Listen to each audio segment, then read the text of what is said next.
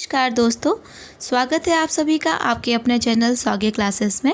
Last video जो मैंने बनाई थी उसमें दोहा संख्या 19 का जो दूसरे नंबर की चौपाई थी वहाँ तक मैंने आपको अर्थ बताया था, जिसमें कथा चल रही थी निषाद राज के विदाई देने की। राम जी ने बाकी सारे मित्रों को, विभीषण, अंगद को और सुग्रीव, जामवंत आदि को सबको वस्त्र आभूषण दिलवाकर और सबको बड़े प्रेम से विदाई दी, घर जाने की आज्ञा दी। और फिर उसके बाद हनुमान जी उन सबको छोड़कर आए। भरत जी, लक्ष्मण जी और शत्रुघ्न जी भी उनको पहुंचाने गए थे। उन सारे लोगों में सिर्फ हनुमान जी को विदा नहीं दी जो राम जी के पास हैं।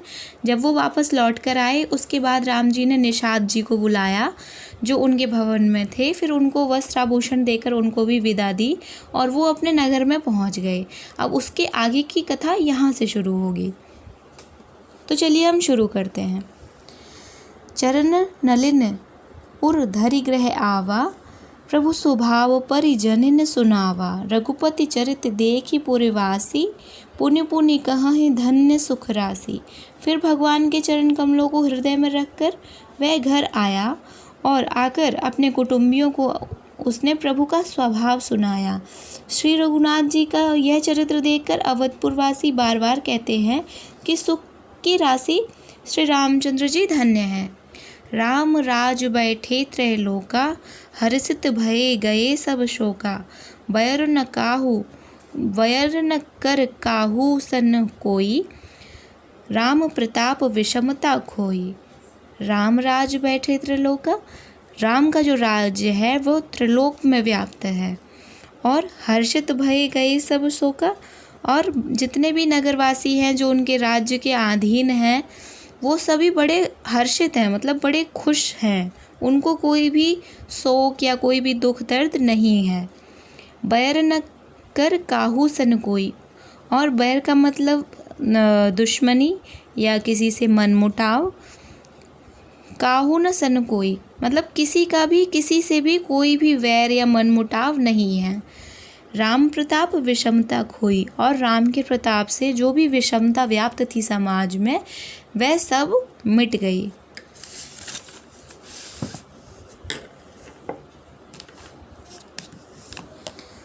वर्णाश्रम निज निज धर्म, निरत वेद पथ लोग। चलहि सदा पावहि सुखहि, नहीं भय शोक न रोग। सब लोग अपने अपने वर्ण जो व्यवस्था थी आर्य समाज में पहले, आश्रम के अनुकूल धर्म में तत्पर हुए और सदा वेद मार्ग पर चलते हैं और सुख पाते हैं। उन्हें न किसी बात का भय है, न शोक है और न कोई रोग ही सताता है।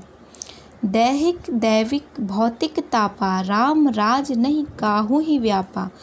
सब नर करहि परस्पर प्रीति, चलहि स्वधर्म निरत श्रुति नीति।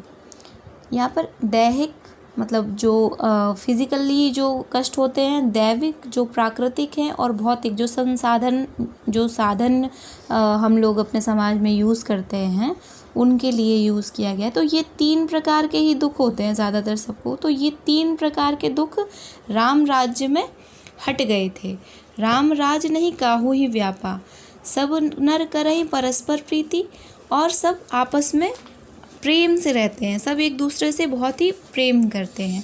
चलहि स्वधर्म निरत श्रुति नीति, और जो अपने धर्म का पालन बिल्कुल वैदिक काल के अनुसार, धर्म के अनुसार ही चलते हैं, मर्यादा में रहकर अपना धर्म निर्वाह करते हैं। चारेउ चरण धर्म जग माही, पूरी कहा सपनेउ अध नाही। राम भक्ति रत नर अरु नारी, सकल परम गति के अधिकारी। धर्म अपने चारों चरण सत्य, शौच, दया, दान से जगत में परिपूर्ण हो रहा है। स्वप्न में भी कहीं पाप नहीं है।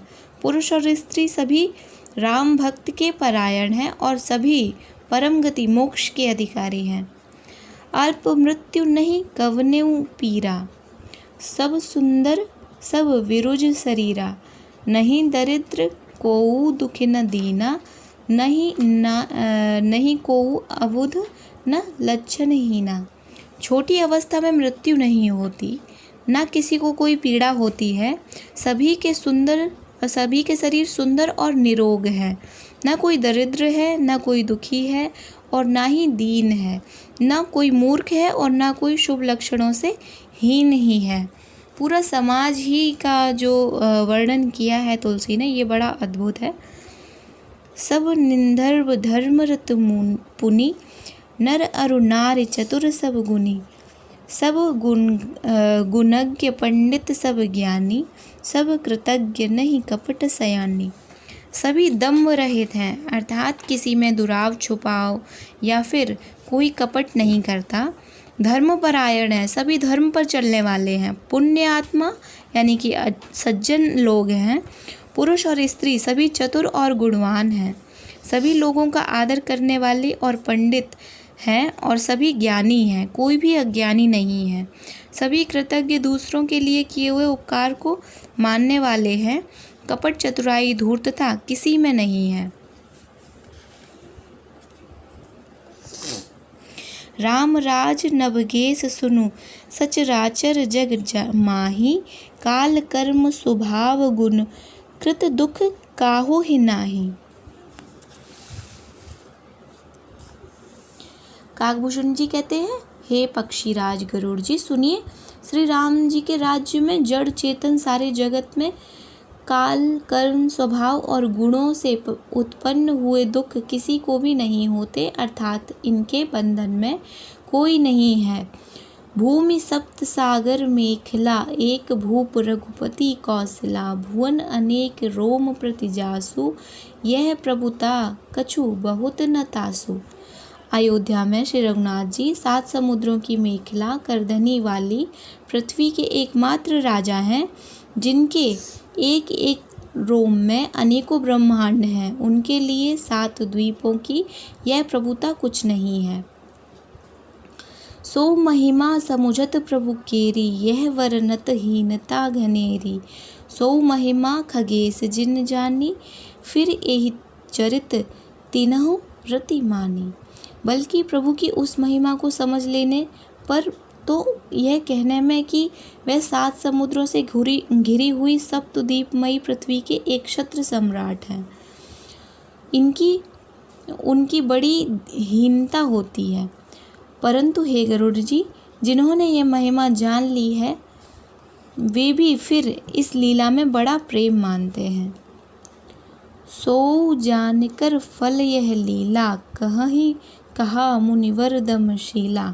राम राज कर सुख संपदा, वरनि न सकई फनीस शारदा।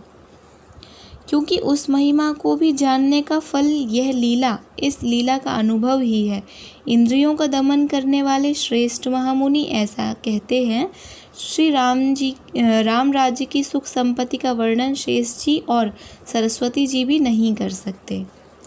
सब उदार सब पर उपकारी, विप्र चरण सेवक नर नारी। एक नारी व्रत रत सब झारी, तेमन वच क्रम पति हितकारी। सभी नर नारी उदार हैं, सभी परोपकारी हैं और सभी ब्राह्मण के चरणों की सेवक हैं। सभी पुरुष मात्र एक पत्नी व्रती हैं। इसी प्रकार स्त्रियां भी मन, वचन और कर्म से पति का हित करने वाली हैं। दंड जतिन कर भेद जह, नर्तक नृत्य समाज। जीते हूँ मन ही सुनिय अस, रामचंद्र के राज।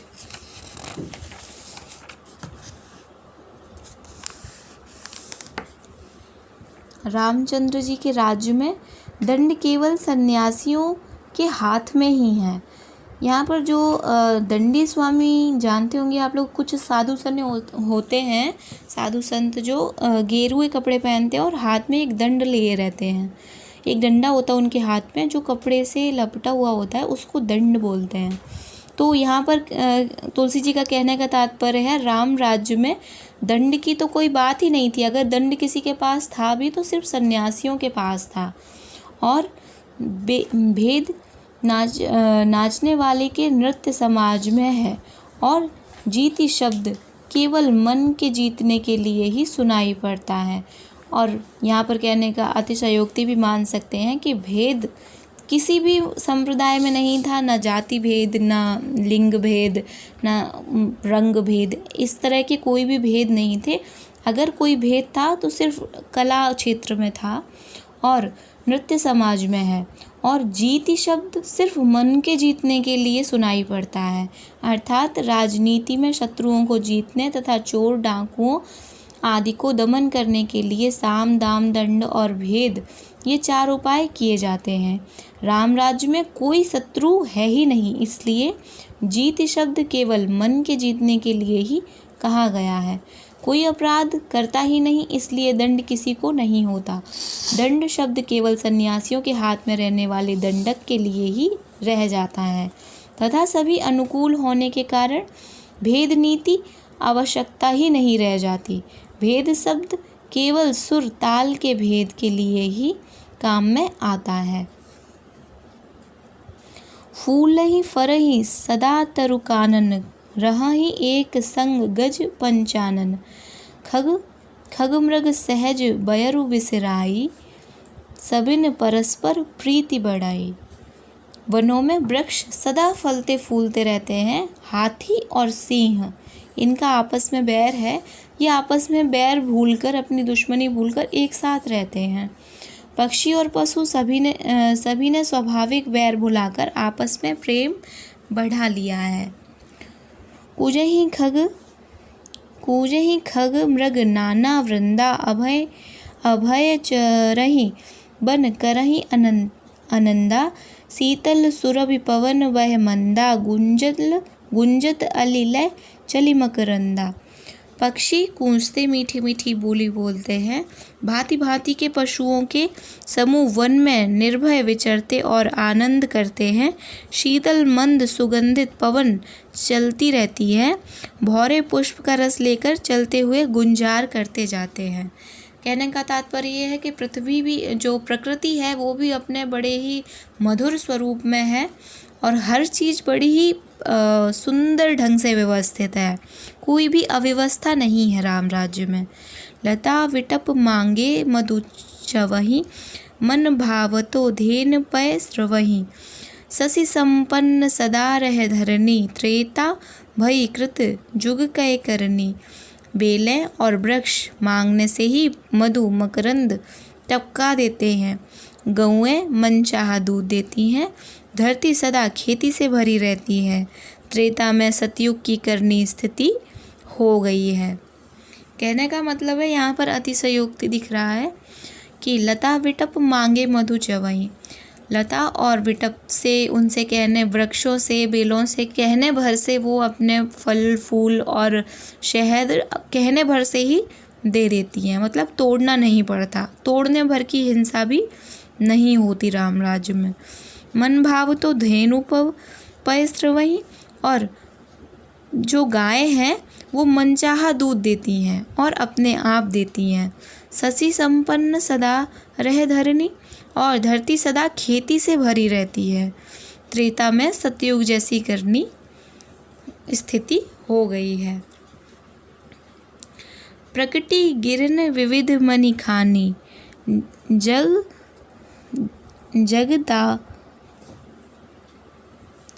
प्रगति गिरन विविध मनि खानी, जगदापमा भूप जग जानी। सरिता सकल वहीं बर बारी, शीतल अमल स्वाद सुखकारी। समस्त जगत के आत्मा भगवान को जगत का राजा जानकर पार्वती जी ने अनेक प्रकार की मड़ियों की खाने प्रकट कर दी। सब नदियाँ श्रेष्ठ, शीतल, निर्मल और सुखप्रद स्वादिष्ट जल बहने लगी। सागर निज मर्यादा रहहि, डरहि रत्न तटिन नर लहहि। सरसिज संकुल सकल तड़ागा, अति प्रसन्न 10 दिशा विभागा। समुद्र ने अपनी मर्यादाओं में रहते हैं। कहने का मतलब है कि कोई बाढ़ या सुनामी जैसी स्थिति नहीं होती, और रत्न वगैरह जो समुद्र से निकालते हैं वो अपने आप ही स्वयं बिना गोताखोरों के जाए भी वह तटों पर फेंक देता है समुद्र, जिन्हें मनुष्य आराम से चलते फिरते पा जाते हैं। सब तालाब कमलों से परिपूर्ण हैं और 10 दिशाओं के विभाग अर्थात सभी प्रदेश अत्यंत प्रसन्न हैं। विदुमहीपुर मयूखिन रवितप जितने ही काज, मांगे वारिद देहि जल रामचंद्र के राज। रामचंद्र के राज्य में चंद्रमा अपनी अमृतमयी किरणों से पृथ्वी को पूर्ण कर देते हैं। सूर्य उतना ही तपते हैं जितने की आवश्यकता होती है, अर्थात गर्मी ज़्यादा नहीं पड़ती। मेघ मांगने से जहाँ जितना चाहिए उतना ही जल देते हैं। ये नहीं है कि कहीं बाढ़ आ रही है, कहीं सूखा पड़ रहा है, कहीं बिल्कुल भी बारिश नहीं है और कहीं इतनी है कि लोग रहना मुश्किल है। बड़ा ही संतुलन है प्रकृति में। कोटिन वाज मेघ प्रभु कीन्हे, दान अनेक दुजन कह दीने। श्रुतिपत पालक धर्म धुरंधर, गुणातीत अरु भोग पुरंदर। प्रभु श्री राम जी ने करोड़ों अश्वमेघ यज्ञ किए हैं और ब्राह्मणों को अनेकों दान दिए।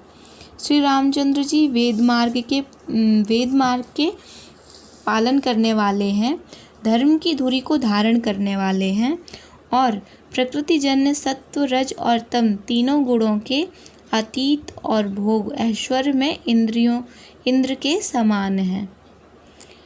पति अनुकूल सदा रह सीता, शोभा खान सुशील विनीता। जानत कृपा सिंधु प्रभुताई, सेवत चरण कमल मन लाई। शोभा की खान सुशील और विनम्र सीता जी सदा पति के अनुकूल रहती हैं। वे कृपा सागर श्री राम जी की प्रभुता महिमा को जानती हैं और मन लगाकर उनके चरण कमलों की सेवा करती हैं। जदपि ग्रह सेवकनी, विपुल सदा सेवा विधि गुनी। निज कर ग्रह सेवक सेवकनी, विपुल सदा सेवा विधि गुनी। निज कर ग्रह परिचर्या करई, रामचंद्र आयुष अनुसरई। यद्यपि घर में बहुत से अपार दास और दासियां हैं और वे सभी सेवकों की विधि में कुशल हैं। सेवा की विधि में वे सब कुशल हैं, स्वामी की सेवा का महत्व जानने वाले हैं। श्री सीता जी घर की सब सेवा अपने ही हाथों से करती हैं और श्री रामचंद्र जी की आज्ञा का अनुसरण करती हैं। जेहि विधि कृपा सिंधु सुख मानहि, सोई कर श्री सेवा विधि जानहि। कौसल्यादि सासु गृह माहि, सेवई सविन मान मद नाही।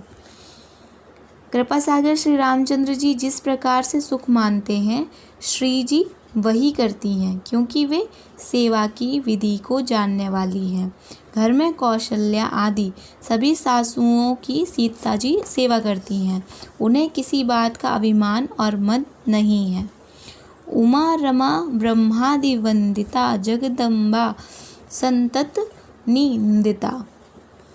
शिव जी कहते हैं, हे उमा, जगत जननी रमा सीता जी ब्रह्मा आदि देवताओं से वंदित और सदा अनिंदित सर्वगुण संपन्न है। जासु कृपा कटाक्षु सुर चाहत, चितव न सोई। राम पदार बिंद रति करति, स्वभाव ही खोई। देवता जिनका कृपा कटाक्ष चाहते हैं परंतु वे उनकी ओर देखती भी नहीं, वे ही लक्ष्मी जी जानकी जी अपने महामहिम स्वभाव को छोड़कर श्री रामचंद्र जी के चरण कमल बिंद में प्रीति करती हैं। कहने का मतलब ये है कि रामचंद्र जी जो हैं वो विष्णु के अवतार हैं और श्री सीता जी वो लक्ष्मी का अवतार है।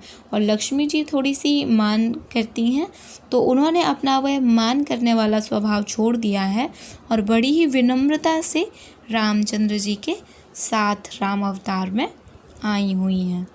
सेवहि सानुकूल सब भाई, राम चरण रति अति अधिकाई। प्रभु मुख कमल विलोकत रहहि, कबहु कृपाल हमय कछु कहहि। सब भाई अनुकूल रहकर उनकी सेवा करते हैं। श्री राम जी के चरणों में उनकी अत्यंत अधिक प्रीति है। वे सदा प्रभु का मुखारविंद ही देखती रहती हैं कि कृपाल जी श्री राम जी कभी हमें कुछ सेवा करने को कहें। राम करहि भ्रातन कर प्रीति, नाना भांति सिखावहि नीति। हर्षित रहे नगर के लोगा, करहि सकल सुर दुर्लभ भोगा। श्री रामचंद्र जी भी भाइयों पर प्रेम करते हैं और उन्हें नाना प्रकार की नीतियाँ सिखलाते हैं। नगर के लोग हर्षित रहते हैं और सब प्रकार के दुर्लभ देवताओं को भी कठिनाई से प्राप्त होने वाले योग्य भोग भोगते हैं। अहनिसि विधि मनावत रहहि, रघुवीर चरण रति चहहि। दुई सुत सुंदर सीता जाए, लव कुश वेद पुराणन गाए।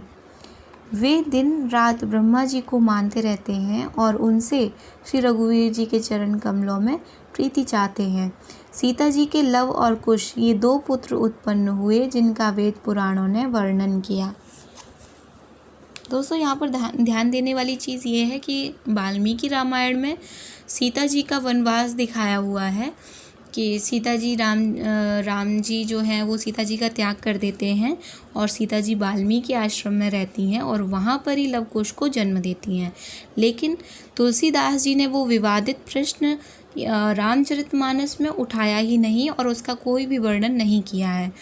तुलसीदास जी ने सीता जी को सदैव राम के पास ही दिखाया है और लवकुश को भी राम राज्य में राम जी के साथ ही दिखाया है। उसका चित्रण यहाँ पर नहीं किया गया है कि वो कोई वन भी गई थी या कोई विवाद भी ऐसा हुआ था। सीता राम हमेशा इनके रामचरितमानस में साथ ही हैं।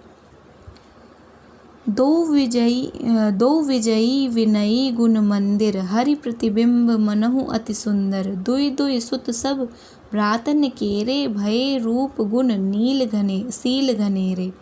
वे दोनों ही विजय विख्यात योद्धा हैं और नम्र और गुणों के धाम हैं और अत्यंत सुंदर हैं, मानो श्री हरि के प्रतिबिंब ही हों। 2 पुत्र सभी भाइयों के हुए जो बड़े ही सुंदर, गुणवान और सुशील थे। ज्ञान गिरा गोतीत अज, माया मनपुर गुण पार। सोई सच्चिदानंद घन, कर नर चरित उदार।